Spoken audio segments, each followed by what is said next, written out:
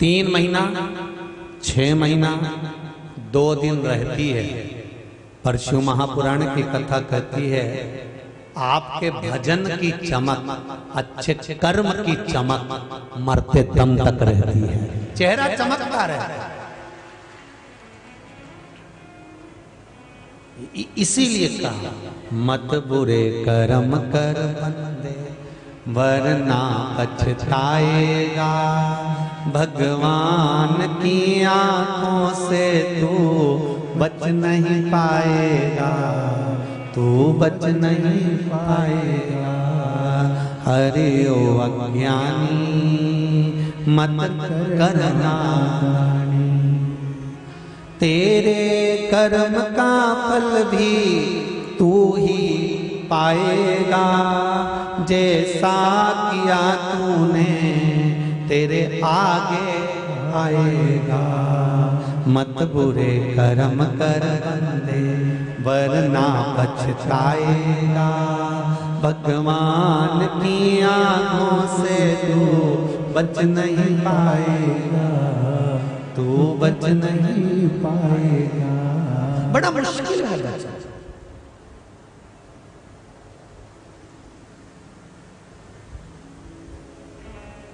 अभी कथा में कहा था इससे पहले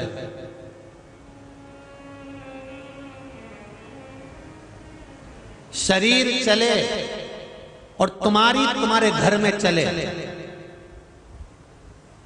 शरीर चले और तुम्हारे घर में चले तब तक सारे अच्छे काम कर लो। क्योंकि शरीर नहीं चलेगा और तुम्हारे घर में नहीं चलेगी तो कोई अच्छा काम नहीं कर सकते, क्योंकि दूसरे के अधीन हो जाओ।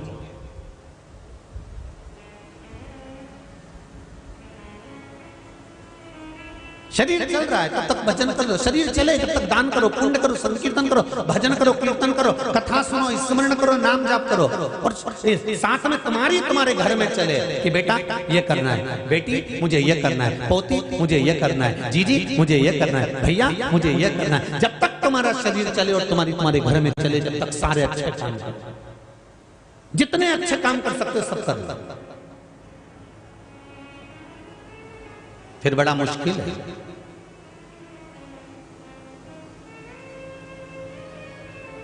बहुत प्रेम करते थे राजा भरतरी अपनी उस रानी को, इतना प्रेम करते थे, इतना प्रेम करते थे। सुंदर बहुत थी।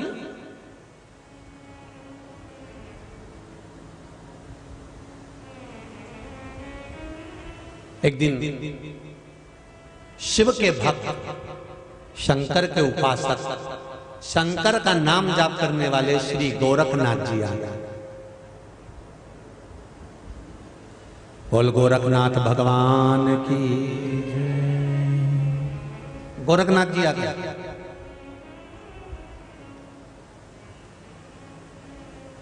और गोरखनाथ जी आए। राजा भरतरी को मालूम पड़ा कि गोरखनाथ जी आए हैं, संत पधारे हैं। तो गोरखनाथ जी की खूब सेवा में लग गए। और बहुत ध्यान दीजिए, जब संत, साधु, सन्यासी, तपस्वी, साधक, उपासक, कोई भक्त भगवान का जिसके भीतर ना छल हो, ना बेईमानी हो, ना कपट हो, ना निंदा हो, ना बुराई हो, ऐसा कोई भक्त, ऐसा कोई साधु, ऐसा कोई तपस्वी, ऐसा कोई साधक आपको मिल जाए और मौका मिले कि हाँ सेवा करना है,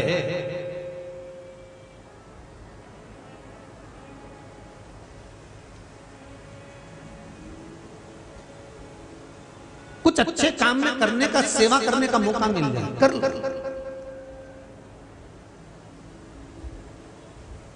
आज कल्लू जी की हम सेवा कर रहे थे, तब एक जीजी कुछ ठाकुर जी का ड्राई फ्रूट्स, थोड़ा सा फ्रूट्स थाली में लगाकर लेकर कक्ष में आई और ललित पंडित जी से और शर्मा जी से कह रही थी कि कोई भी सेवा की जरूरत हो, ठाकुर जी के लिए कोई भी प्रसाद वगैरह चाहिए हो, सूचना कर देना, नीचे सब सामान ठाकुर जी का पहुंच जाए। सेवा का भाव है तो मन से ये निकलता है कि आप बस सूचित करो, आप सूचना दो, वो पहुंच जाए।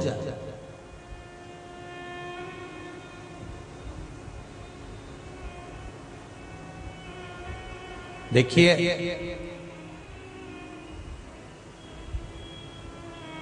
ये मर्दा परिवार अगर हरिद्वार का रहने वाला होता ना, तो ये पक्का कहता हूं कि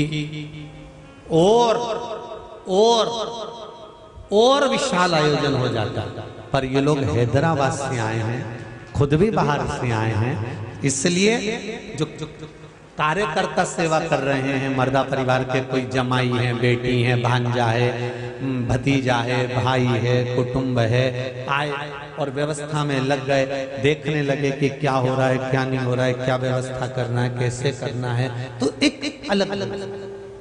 फिर भी कलम दोपहर में जब पहुंचे, उस समय से लेकर अभी तक हम आशीष जी से पूछते रह रहे हैं कि व्यवस्था में लगे हैं सब गुरुजी, पूरा परिवार, बेटियां, भाभियां, भैया, भांजा, भतीजे सब लगे हुए हैं, कोई कुछ व्यवस्था, कोई कुछ व्यवस्था, कोई कुछ व्यवस्था, कहीं ना कहीं व्यवस्था में लगे।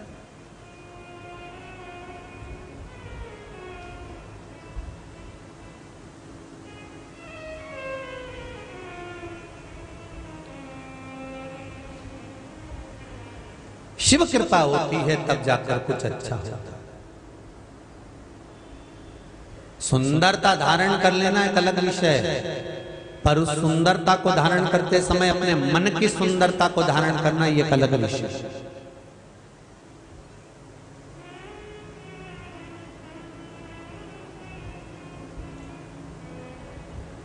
वो भजन की एक लाइन लोग गाते हैं कि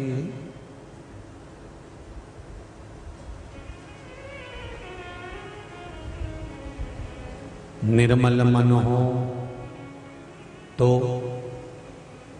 रघुवर शबरी के घर भी आते हैं,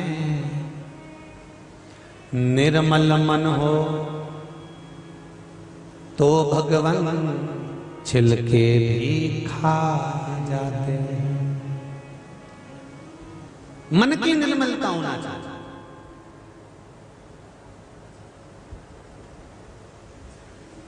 भगवान कृष्ण जब विदुर जी के घर पर गए थे,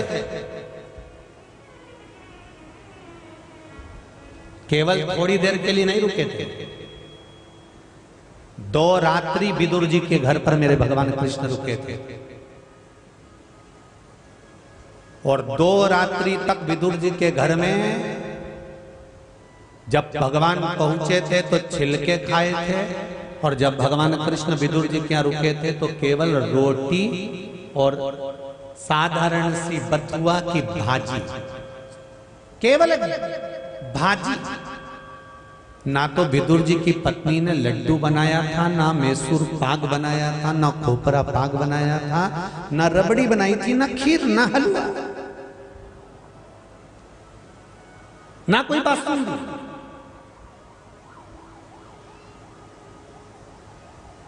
कुछ मीठा बनाया ही नहीं था। तो एक दिन भगवान कृष्ण के मुख से निकल गए और भगवान कृष्ण ने कहा तुरंत विदुरानी से, काकी जी मैं 2 दिन से यहाँ पर हूँ, मुझे एक दिन में मीठा खाने को नहीं मिला, आपने मीठा नहीं बनाया।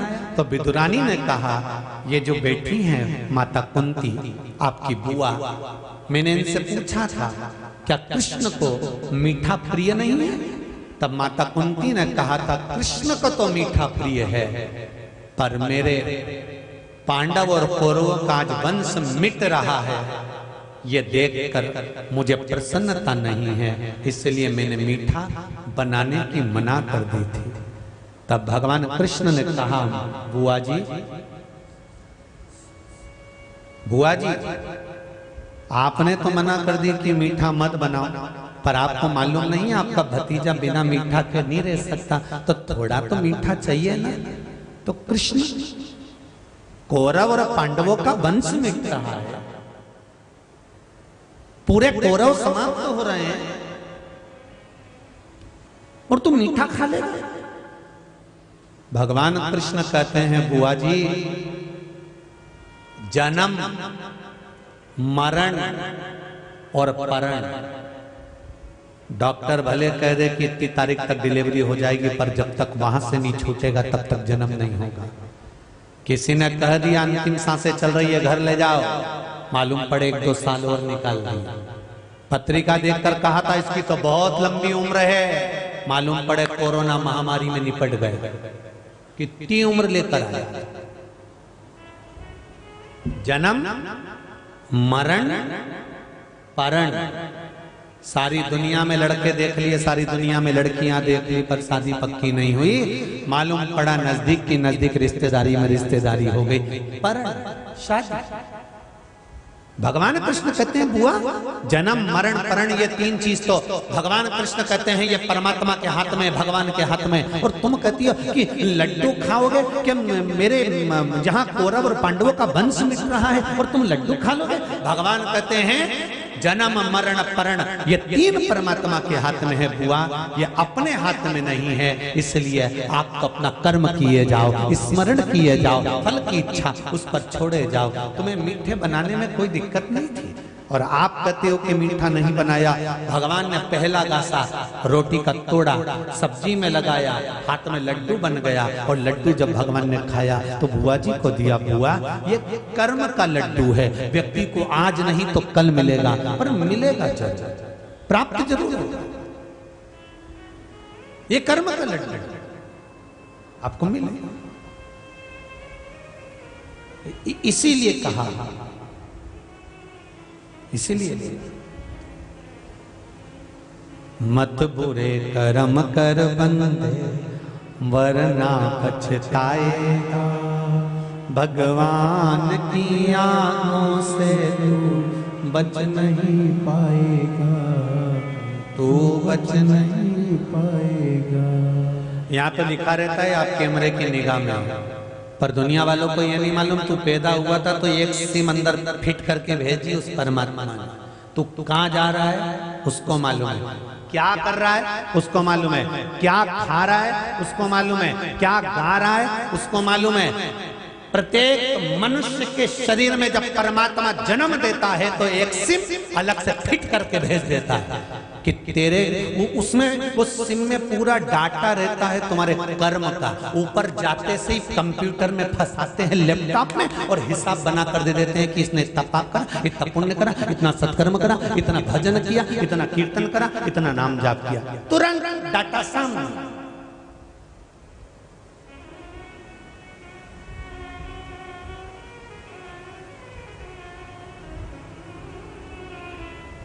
मायापुरी में जितने लोग शिव नाम जप रहे हैं, शिव महापुराण की कथा सुन रहे हो, कितना भी पाप कराओ,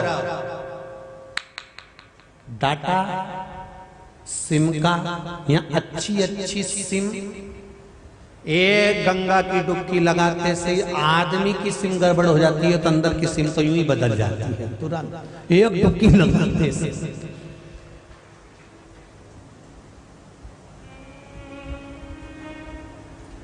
जैसे गंगा जी में पांव रखो ना तो इतना ठंडा पानी, इतना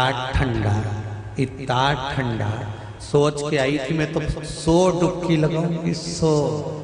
मालूम पड़े एक ही में ऐसे मारे बाहर निकल तो घर के लोग के 100 लगा, रेंदे दादा ऊपर से लीप जाऊंगी, तू रेंदे मुझे बार बार। क्यों दिनेश जी सही है, एक ही में चलो बहुत हो गया, अब नहीं लगाना है, हो गया। सिम सब ठीक,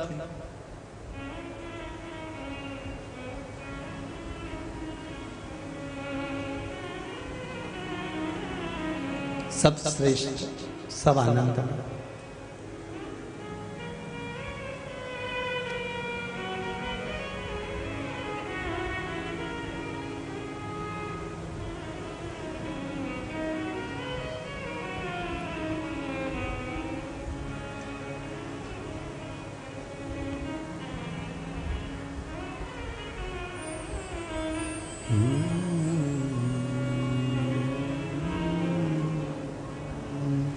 हे पावन शिव का धाम हरिद्वार, हे पावन शिव का धाम हरिद्वार।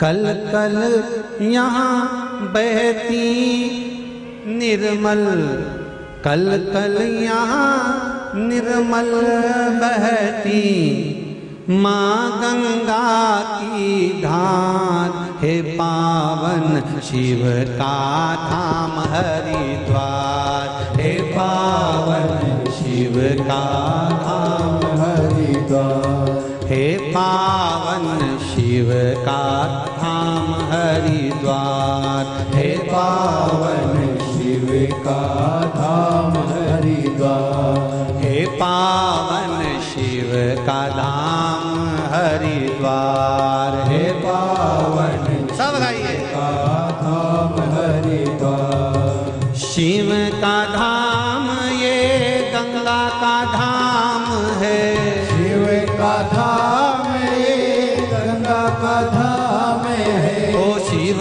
का धाम ये गंगा का धाम है, शिव का धाम ये गंगा का धाम है, हे पावन शिव का धाम हरिद्वार, पावन शिव का धाम, हे पावन। ये भगवान शंकर का पुण्यमय धाम है। दोनों हाथों से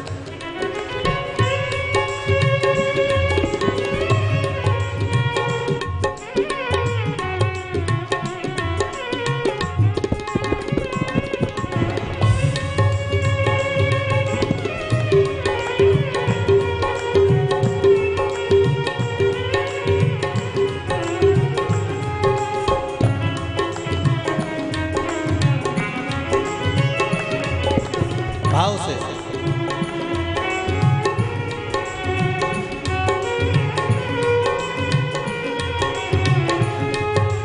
बोले हर हर भोले।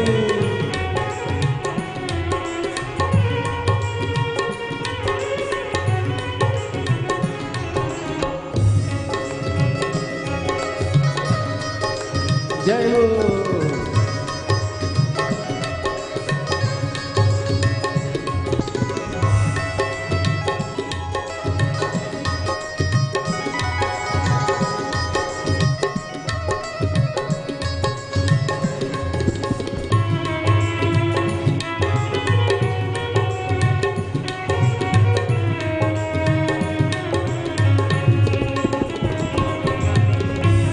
जय हो।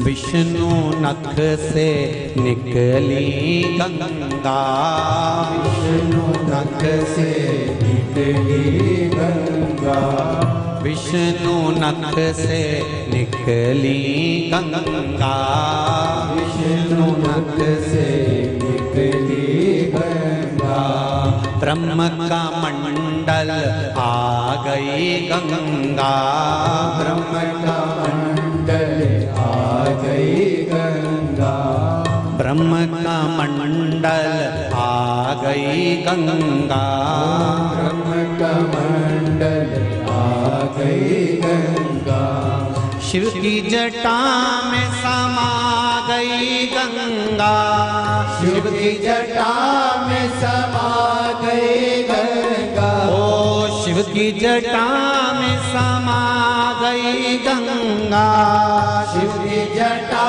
में समा गई गंगा, ओ सबका किया उद्धार, हे पावन शिव का धाम हरिद्वार, हे पावन शिव का धाम हरिद्वार, हे पावन शिव का धाम हरिद्वार, हे पावन शिव का धाम हरिद्वार। कल कल यहाँ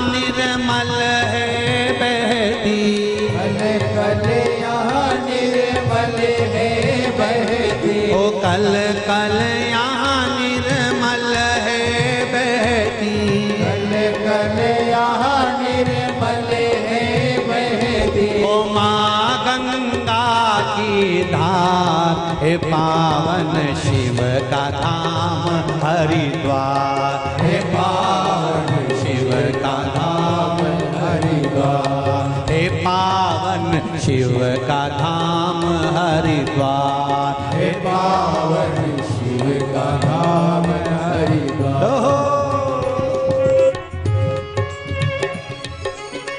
जय हो गंगा मैया बोले।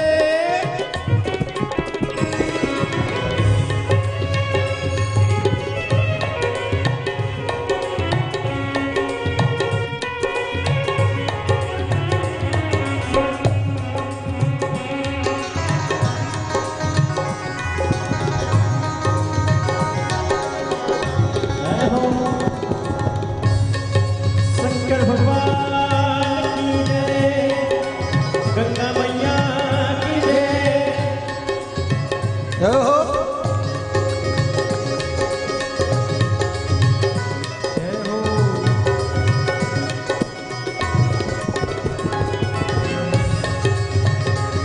उत्तराखंड वालों दोनों हाथों से बड़े प्रेम से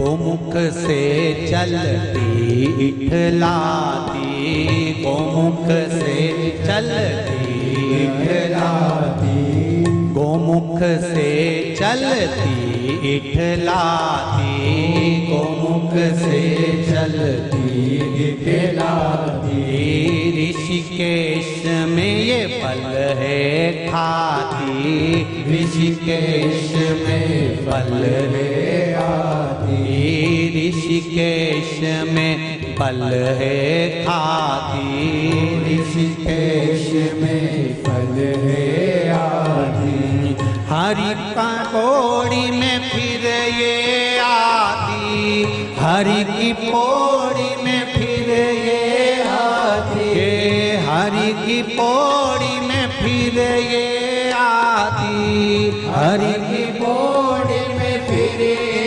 आती, ओ बन के जग करता हे पावन शिव का धाम हरिद्वार, हे पावन शिव का धाम हरिद्वार, हे पावन शिव का धाम हरिद्वार, हे पावन शिव का नाम हरिद्वार।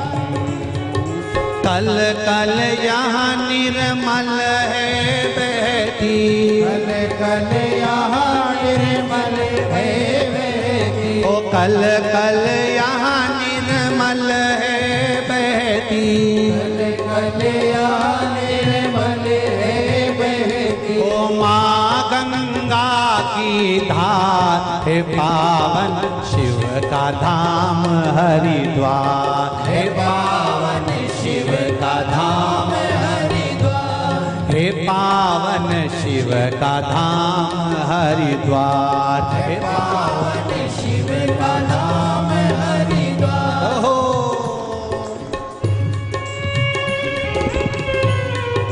जय हो शंभो।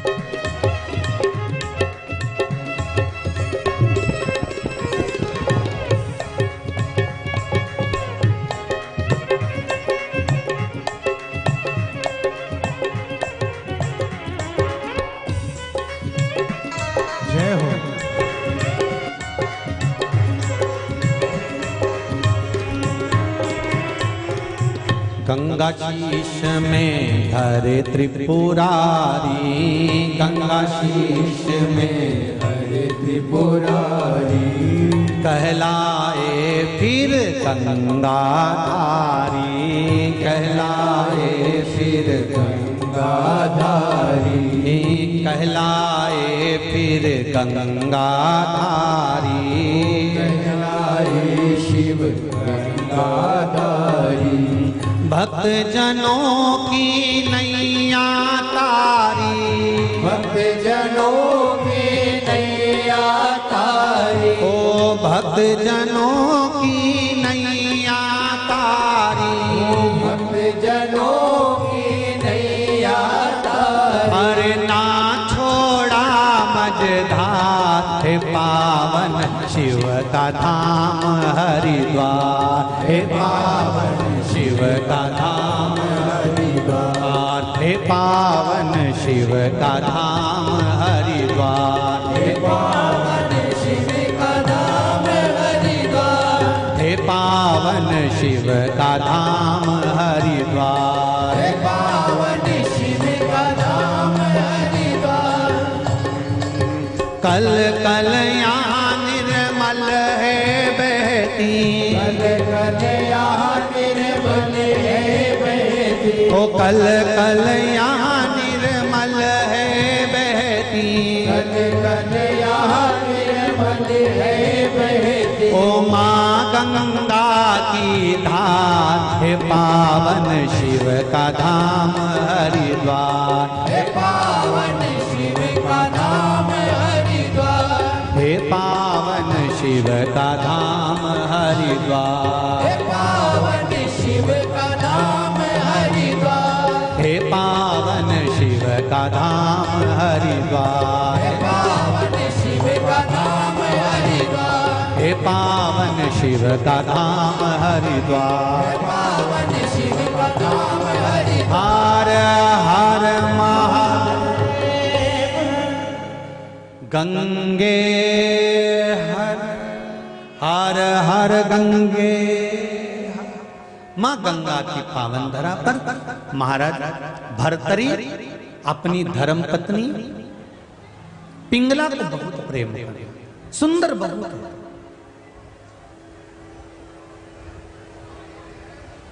शिव कथा कह रही है, शंकर भगवान का पावन चरित्र कह रहा है। सुंदरता भले भगवान दे, पर सुंदरता के साथ में शिव महापुराण कहती है कि भक्ति भी,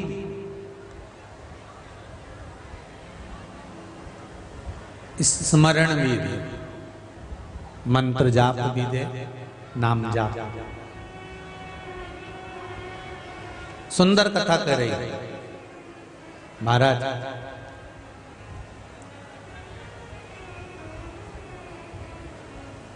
गोरखनाथ जी आ गए और जैसे ही राजा भर्तरी को मालूम पड़ा कि गोरखनाथ जी आए हैं, सेवा में लग गए उन्हें। संत साधु सन्यासी तपस्वी साधक उपासक भक्त,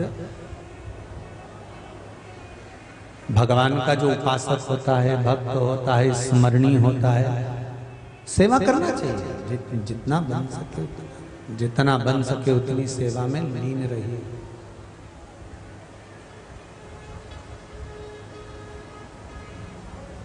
जितना बन सके उतना सेवा करें। अब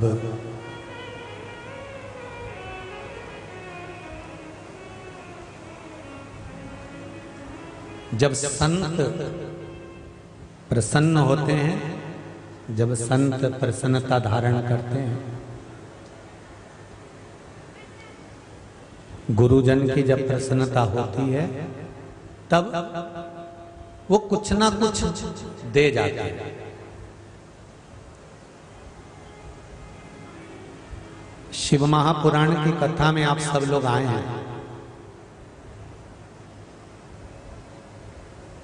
हम भले अपने हाथों से आपको कुछ ना दें, पर इतना विश्वास मुझे मेरे कुबेर भंडारी पर है कि जो शिव महापुराण में आता है उसका भंडार तो भोलेनाथ भर ही देते हैं, ये पक्का।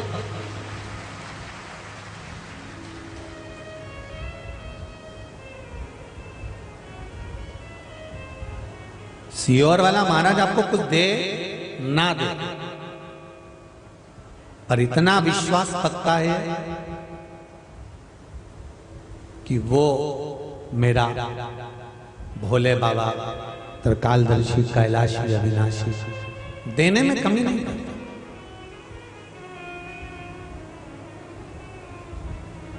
आप दिल से सुनो, वो दिल से देगा। आप दिल से एक लोटा पानी भगवान शंकर को समर्पित करो, वो दिल से देगा।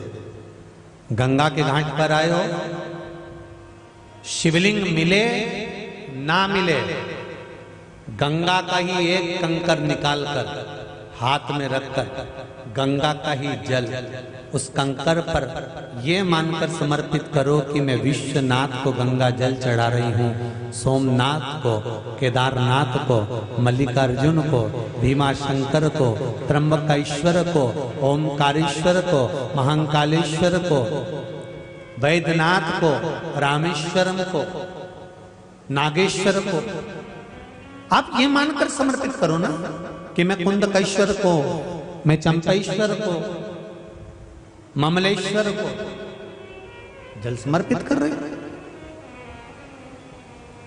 लिया, चढ़ाया, सीधे हाथ में वापस कंकर लिया, डुबकी लगवाई, अंदर जल में ही वापस छोड़ दिया। और क्या कहकर छोड़ा? मेरे शंकर गंगा के जल को 12 ज्योतिर्लिंग के भाव से समर्पित करा है, तो आप इसको स्वीकार कर लेना, मेरा उद्धार कर देना। हो गया।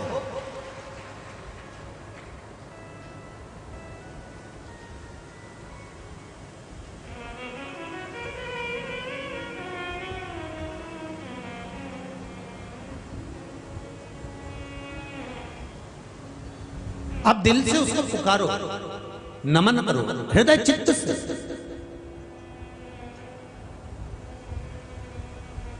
जिस चीज की तलब होती है ना, वो चीज मिलती है, पक्का है।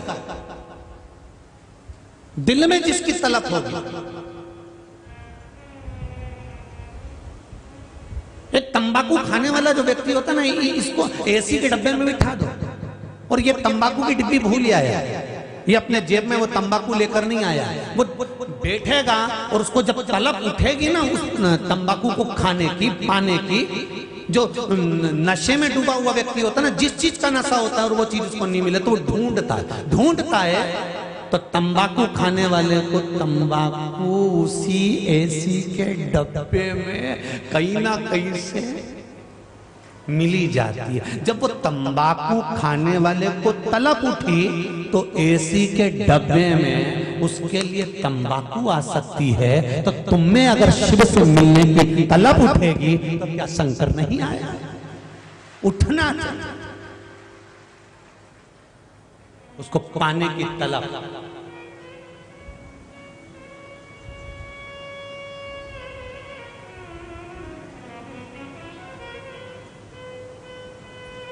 अरे यहां तक कहूंगा, जंगल में बारात जाती है, जंगल में बारात, और आधी रात को 10 बजे पहुंची है, और इन नशेलों को कौन बता देता है कि दुकान वहीं पर है? जरा सोचो, आधी रात को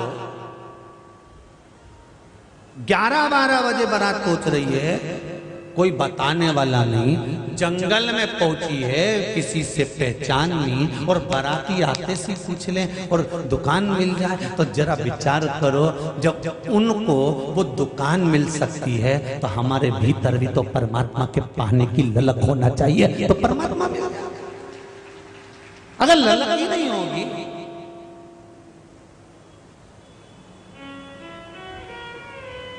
एक हृदय में तमन्ना, ललकता उत्पन्न होगी तो परमात्मा मिलता जाता,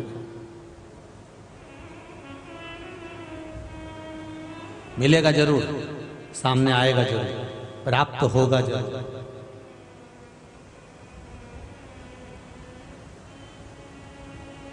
इतने पत्र हैं, एक से बढ़कर एक पत्र लिखा है आप लोगों ने, और अपने हृदय का अनुभव लिखा है। हम इसको पत्र नहीं कहते, हम इसको कहते हैं कि बाबा ने जो आपको आकर दर्शन दिया, हाजिरी दी है, मेरे शंकर भगवान ने जो आपके सम्मुख में आपकी दुख की घड़ी में जो आपने उपाय करा, मंत्र का जाप करा, उसका जो फल मिला है आपने वो दिल से लिखा है, पत्र नहीं है। ये बाबा का पृथ्वी पर होने का हस्ताक्षर है कि मैं हूं, इसलिए संसार चल रहा है, मैं हूं।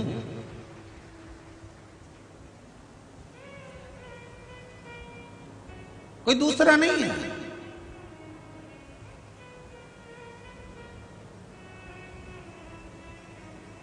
पिंगला गोरखनाथ जी की सेवा में गई,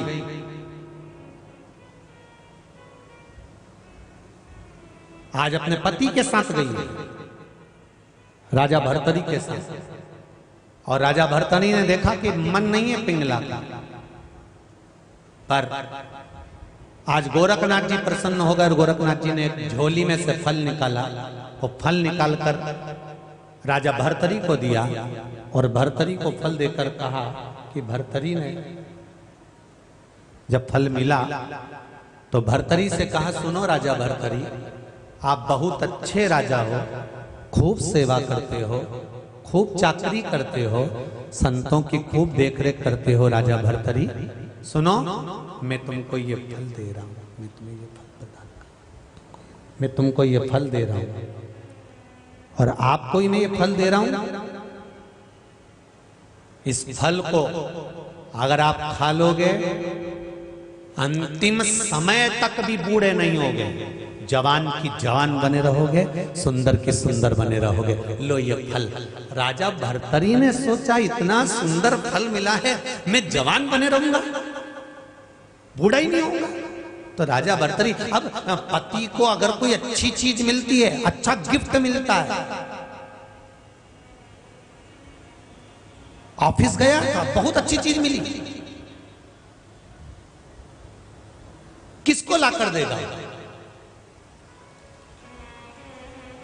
बोलो री जी हो, जरा अच्छे से बोलो, किसको लाकर देगा? बहुत अच्छी चीज मिल गई, बहुत अच्छा गिफ्ट मिल गया, बहुत अच्छी सामग्री मिल गई, बहुत अच्छा सामान मिल गया। घर में 4 पुत्र हैं, 4 बेटियां हैं, जिसके प्रति उसका लगाव होगा, जिसके प्रति उसका स्नेह होगा, पत्नी है जिसके प्रति उसका बहुत प्रेम होगा, वो उसी को देगा। राजा भर्तरी ने सोचा, अगर मैं युवान हो गया, मैं जवान हो गया, पर मेरी पत्नी ये पिंगला अगर बूढ़ी हो गई तो कितनी बुरी लगेगी, मेरा हृदय इस पर आ ही नहीं पाएगा। और मैं जवान होकर क्या करूंगा? इस पिंगला को जवान होना चाहिए, अंतिम अवस्था तक ये पिंगला सुंदर दिखना चाहिए।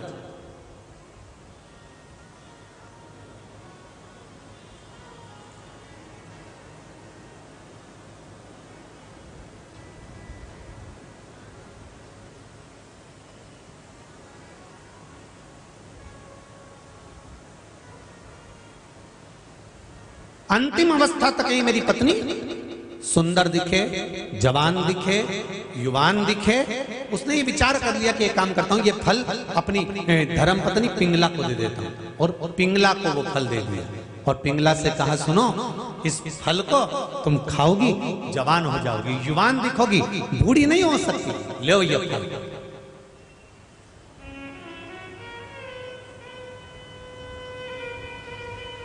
लीजिए ये फल। पिंगला ने फल लिया, बड़ी खुश।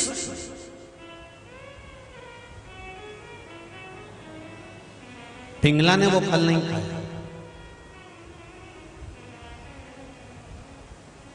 इस हरिद्वार की हर की पौड़ी की जो कथा है कोई साधारण नहीं है साहब, हर कोई नहीं आ जाता हर की पौड़ी।